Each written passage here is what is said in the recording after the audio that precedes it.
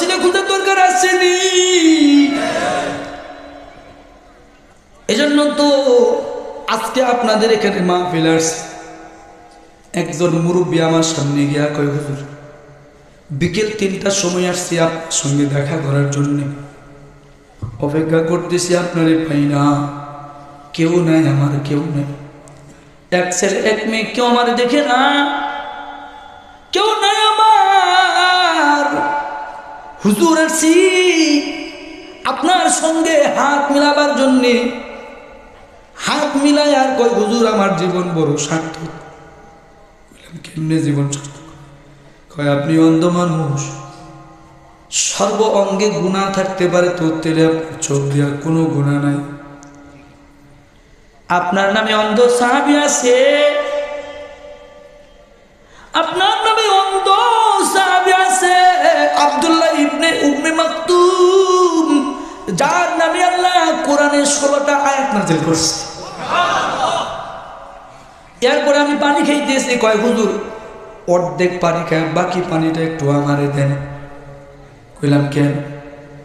কয় পানিটা দেন, খাই খাই। পানি অর্ধেক দেন আমারে, আপনি অর্ধেক খাই, অর্ধেক আমারে দেন। ময়দানে মাসাজ করতে পারবো, আল্লাহ কোনো নেক আমল নাই। আপনার একজন অন্ধ আলেমের অর্ধেক গ্লাসে পানি আমি খাইছি। আল্লাহ চাইলে যেন এই ওসিলা আমারে মাফ করে দেন। আর যারা বলেন না সুবহানাল্লাহ, ওয়ালা ফাখরা আলাই, আল্লাহর কসম বিন্দু পরিমাণ অহংকার করে বলি না আমি যে জান্নাতে যাব, তার কিন্তু কোনো গ্যারান্টি নাই। কিন্তু মানুষের মনে বিশ্বাস করে বিদায় কয়। সেই হিসাবে আপনাদেরকে বলবো, আপনাদেরকে অনুরোধ করবো, কোনোদিন আপনাদের এলাকায় আসবো কিনা জানি না, জান্নাতে যাইতে চাইলে 3টা জিনিস করবেন। কয়টা জিনিস? আরো জোরে বলেন, কয় জিনিস? ইনশাল্লাহ করবেন না? এক নাম্বার যে জিনিসটা করবেন, আমার বয়ানের শেষ মাগো, জান্নাতে যাইতে গেলে 3টা জিনিস আপনি ওসিলা বানাবেন, 3টা জিনিস ওসিলা বানাবেন। ইয়া আইয়ুহাল্লাযীনা আমানু ওয়াবতাগু ইলাইহিল ওসিলা। 1 নাম্বার যে জিনিসটার ওসিলা বানাবেন, অনেকের বয়স হয়ে গেছে, কোরআন পড়তে পারেন না গো, নিজেদের ছেলে মেয়েগুলারে কোরআনের শিক্ষায় শিক্ষিত বানাবেন। পারবেন না? ইনশাআল্লাহ। ছেলে পারেন, মেয়ে পারেন। 1 নম্বর কাজ হলো আপনাদের ছেলে মেয়েগুলাকে কোরআনের শিক্ষায় শিক্ষিত করবেন। 2 নম্বর গুণ হলো যারা কোরআন শিখায়, যারা কোরআন বোঝায়, যারা কোরআন ধারণ করে বহন করে, এদেরকে অন্তর দিয়া মোহব্বত করবেন। কি করবেন? কষ্ট হলো না? যারা কোরআন শিখায়, যারা কোরআন বোঝায়, যারা কোরআনের ধারক বাহক, এদেরকে অন্তর দিয়া মমতা করবেন। পারবেন না ইনশাআল্লাহ? আব্দুল সাবর ভাই কই? অফিসে চলে গেছে? হ্যাঁ, খাল ভালো করে শুনেন, কেমন মহব্বত করবেন, কেমন করবেন একটু উদাহরণ দিব। 2 মিনিট লাগবে, বলবো নি? হযরতে আলী, আসলে কি বলবো, কণ্ঠ ভাঙ্গা, এরপরও আপনাদের মাইক সাউন্ডটা এত ভালো, আমি না বললেও জোর করে কথা বেরিয়ে আসতেছে। সত্যি কথা যেটা বলতেছি, এখন আপনাদের মনে কি আছে আমি জানি না, আমার মন থেকে বলতে ইচ্ছা করছে তাই বলতেছি। হযরতে আলী মসজিদে নববীর পাশে বসে কোরআন তেলাওয়াত করতেছে। পাশ দিয়ে একটা ইহুদি যেতেছে, আলীর তেলাওয়াতের মধ্যে জবর এবং জেরের একটা ভেজাল লাগছে। ইহুদি পাশ দিয়ে যায় আর কয়, এই আলী, তুমি যেভাবে পড়তেছ এটা জের হবে না, এটা জবর হবে। এতটুকু সংশোধন করে দিছে, দিয়া উনি চলে গেছে। কিছুদিন পরে ইহুদি অসুস্থ হয়েছে, চিঠি লিখছে, হ্যাঁ আলী, আমি তোমার সেই 1 অক্ষরের উস্তাদ, কয় অক্ষরের? আমি তোমার সেই এক অক্ষরের উস্তাদ। চিঠি লিখলাম, তুমি তোমার যদি মনে চায় আমারই একটু দেখা যাইও। কি করে যাইও? দেখে যাইও। তো উনি আল্লাহ রসুলের কাছে পরামর্শের জন্য গেছে। ইয়া রাসূলুল্লাহ, আমারে অমুক ইহুদি চিঠি লিখছে, আমারে বলছে দেখা যাইতে। তো আপনি কি করেন, যামুনি? হ্যাঁ যাও। কি নিয়ে যাবো নবী? ও নবী, কি নিয়ে যাবো? তাহলে কাজ করো, একটা হাতের মধ্যে একটা পাথর নেই, হাতের মধ্যে একটা পাথর নিয়ে তোমার যতটা শক্তি আছে এর একটা টেল মারো। বুঝেন না আমার কথা? কি মারো? আপনারা কি বলেন? ঢিল মারো। তা আলীর শক্তি সম্পর্কে তো আপনাদের জানাই আছে, সবচেয়ে শক্তিধর মানুষ। ঢেল মারছে, অনেক দূরে চলে গেছে।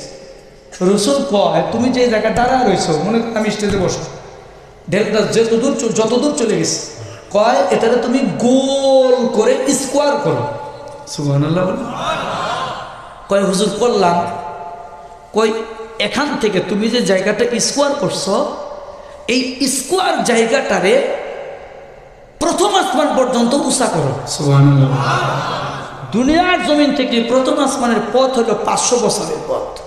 কত বছর? কয় এই যে গোল স্কোয়ার থাকা জায়গাটা তুমি যে আসমান পর্যন্ত ঠেকাইলা, এর ভিতরে হীরা জওহর মণি মুক্তা কাঞ্চন দ্বারা ভরাও। সুবহানাল্লাহ বলেন। তুমি যদ্দুর হাতে তুমি ঢিল মারছো, ইদারে সুন্দর করে হীরা জওহর মণি মুক্তা দিয়া ভরাও, ভরায় আসমান পর্যন্ত ঠেকাও। কয় ঠেকাইছি? কয় আলী তোমার এই শক্তিতে মারা পাথরের গোলেরিয়া হীরা জওহর মণি মুক্তা দিয়া তুমি বড়াইলা, এই পরিমাণের সম্পদ নিয়ে যদি তুমি তোমার এক অক্ষরের উস্তাদের দেখতে যাও, তথাপি তোমার এক অক্ষরের উস্তাদের হক আদায় হবে না। তাহলে কেমন করে দৌলত করবেন, মহব্বত করবেন, এবার বুঝছেন। এই জন্য কথাটা শোনাইলাম। সম্ভব হলে আলেমদেরকে দরদ করবেন ইনশাআল্লাহ। 1 নাম্বার ছেলে মেয়েদেরকে কোরআনের শিক্ষা শিক্ষিত করবেন। 2 নাম্বার আলেমদের সঙ্গে আলেমদেরকে মহব্বত করবেন, মায়া করবেন, দরদ করবেন।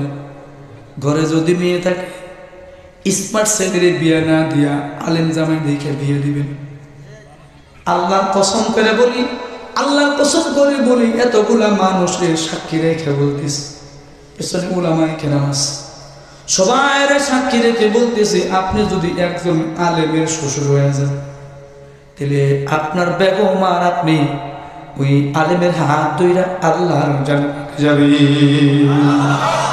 আল্লাহর কসম করে বলতেছি,